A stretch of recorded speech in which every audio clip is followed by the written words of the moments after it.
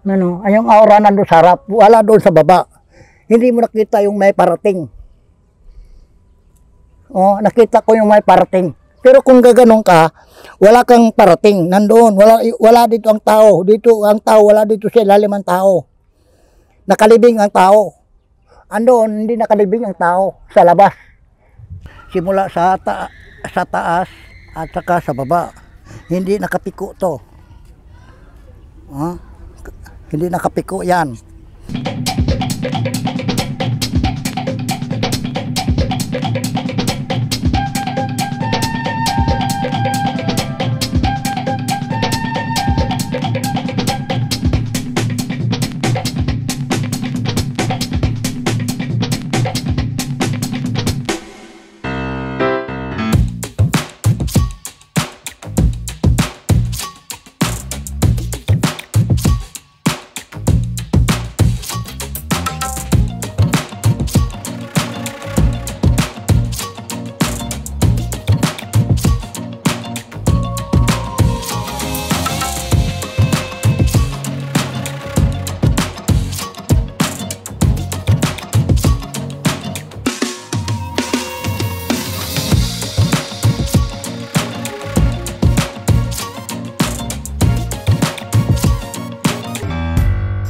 Magsimula doon sa pinaka-una, ang kamay nakalagay dito. Ang kamay nakalagay dito. Bago ka gagawa ng stretching, magbilang ka lang ng 6 na ganito. Ganito ang bilang, oh. 1, 2, 3, 4, 5, 6. Okay. Ayun ang umpisa. Ngayon, nung nakuha mo na yung 6 na technique, yung isang technique, ito na yung una. Ay, pangalawa. Gaganon mo na yung kamay mo. Oh, galing dito ha. Gaganon mo na yung kamay mo. Tapos, galing dito, iganon mo rito. Yung galing doon, dalhin mo dito papunta rito para maging nagkaroon siya ng power and energy. Igano mo lang doon, oh. Hindi nakapiko. Galing dito,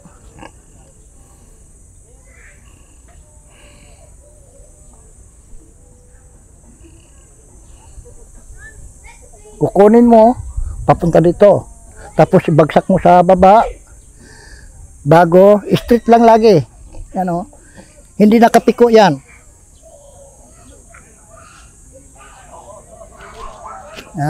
Ngayon, reverse ko. Papunta naman kabila. Reverse.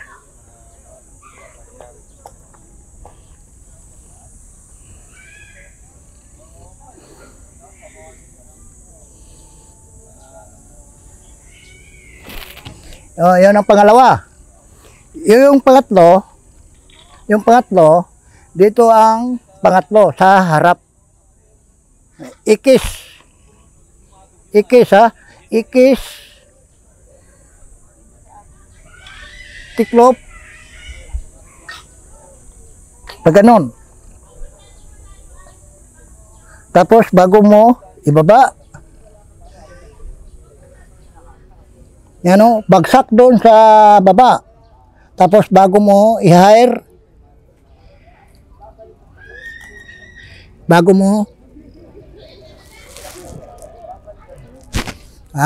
ganon. Ngayon, nung nakuha mo na yung nung galing ka doon na gumanon,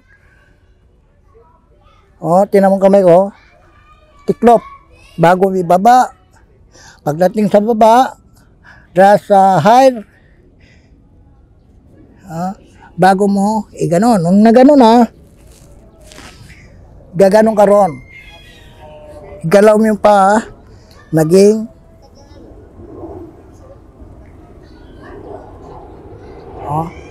ano na siya, the movement to Tai Chi.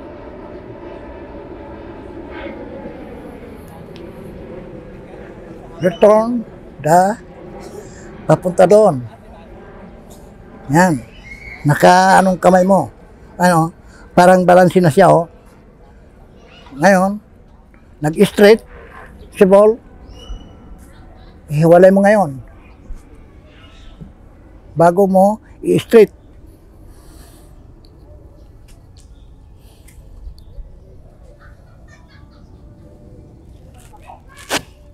Ngayon, bago mag-reverse.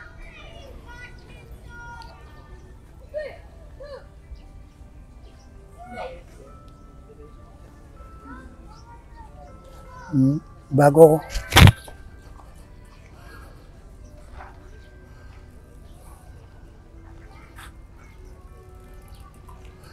ang tawag diyan palunda pa. Ngayon nung nakuha na yon, dito na siya magpunta sa ganitong forma. Ito yung tinatawag na imagination to power.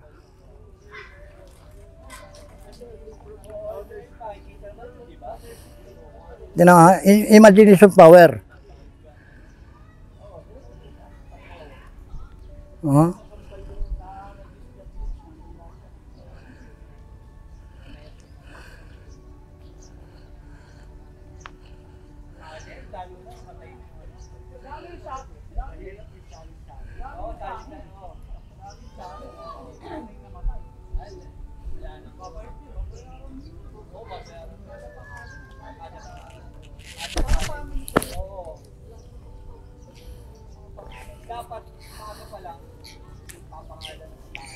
Bago, igar mo ron, no?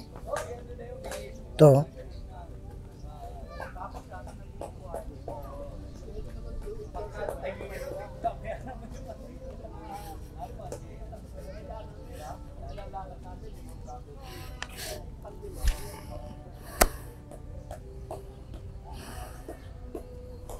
Yan. Ngayon, nag-walking. Walking. Ganun yung kamay. Tataas. Hawakan dulo. Tapos bago mo ibaba, diretso sa baba.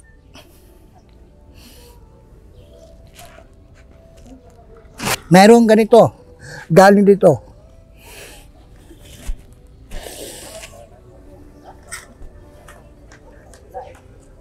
Kabila, return.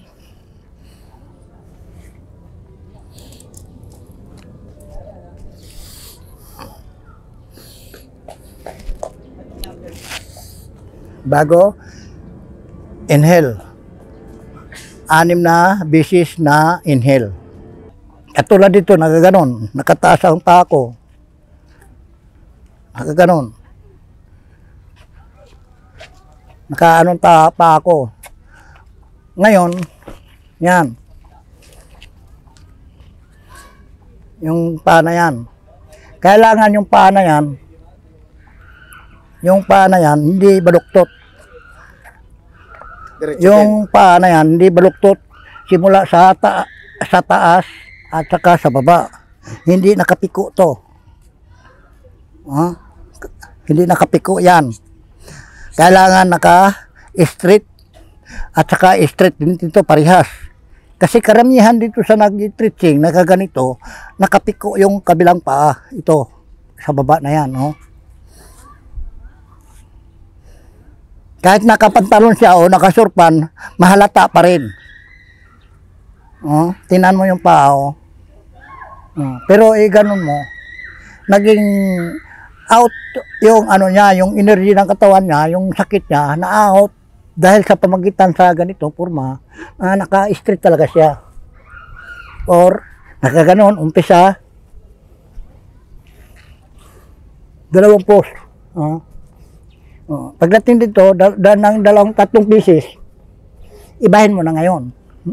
Na ganyan, 3 pieces yan. Tapos nung nakuha mo ng 3 pieces na ganyan, na dito ka humawak sa tiil, dito ka naman, pangalawa.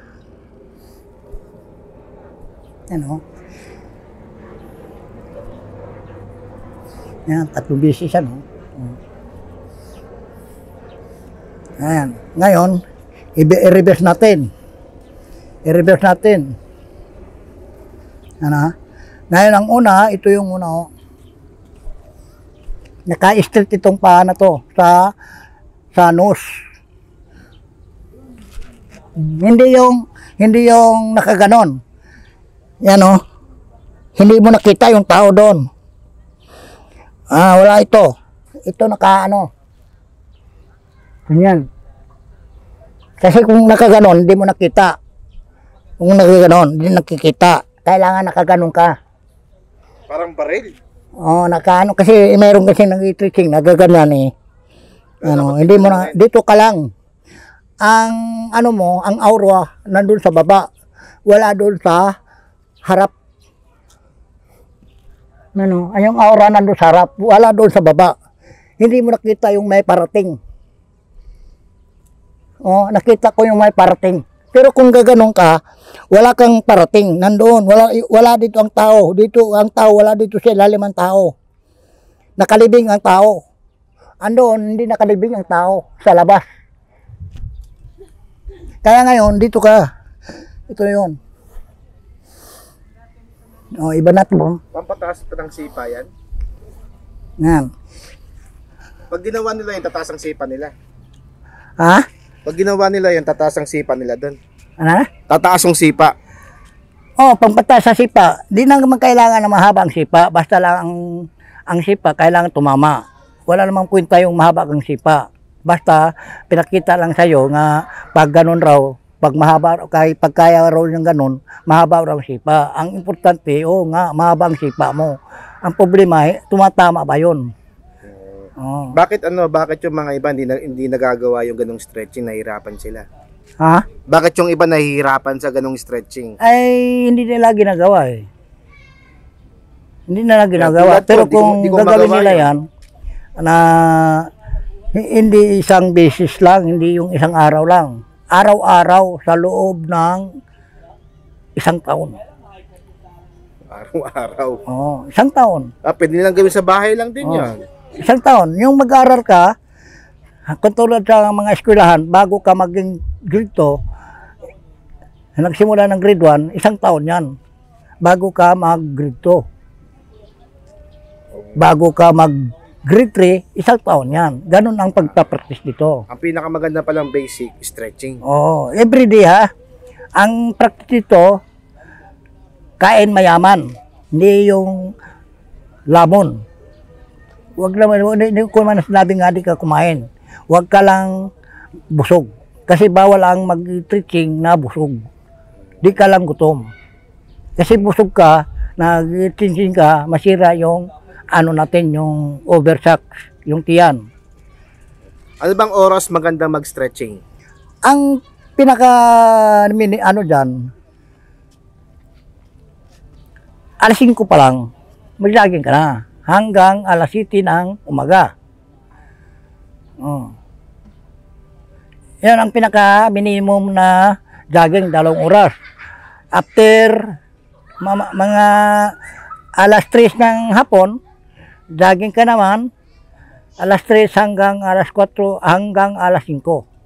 2 oras. Dahil isang araw, kilang 4 na oras ang jogging mo sa loob ng isang araw. Ganon rin, sa sunod bukas, ganon rin ang gagawin mo. Hanggang maabot ng isang taon. Kahit na may trabaho ka, wala, parehas lang yan. Imaginein mo lang yon, yung halimbawa may trabaho ka, ganon rin yon. I-stretching rin yon. Halimbawa, mayroon kang dinampot na gamit. May dinampot na gamit. Imaginein mo lang yung dinamot mong gamit, ginumanong ka. Yan, ginamot mo. Stretching na yon. Huwag tagalan. Kasi napapansin ka doon sa may-ari ng parang may dinampot ka lang, pero ginanon mo. Parang dinaan mo lang sa ganyan. Kunwari, may nandyan yung gamit. Gumanong ka lang. Hindi napapansin ng may-ari kasi kung gumanong ka, kasi dahil mayroon kang kinuha. Kasi mapapansin ka na nakatrabaho mo pag nag-stretching ka ng gano'n. Hindi napapansin ng may-ari, nag-stretching ka kasi dahil mo ka kinukuha. Okay. Maliban lang kung wala kang na kinukuha doon na hindi mo ginawa yan, mahalata ka ng amo mo kasi may trabaho ka eh. Sabihin, pang araw-araw, may paraan pa para mag-stretch. Araw-araw talaga. Sa isang araw, kabali 4 na oras.